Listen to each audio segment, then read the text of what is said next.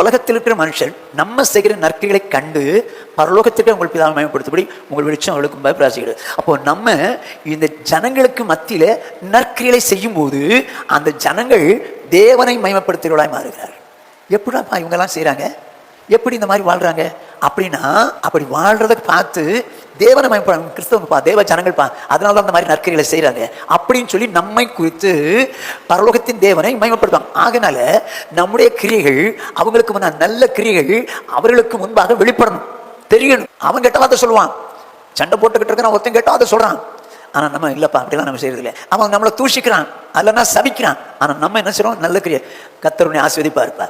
இப்போ ஜனங்கள் பார்க்கறவங்க என்ன சொல்லுவாங்க, பார்க்குறவங்க என்ன சொல்லுவாங்க, இவங்க தேவனுடைய பிள்ளைகள்ப்பா, அதனால தான் சாபம் போடுறவனை கூட ஆசீர்வாதம் போடுறான்.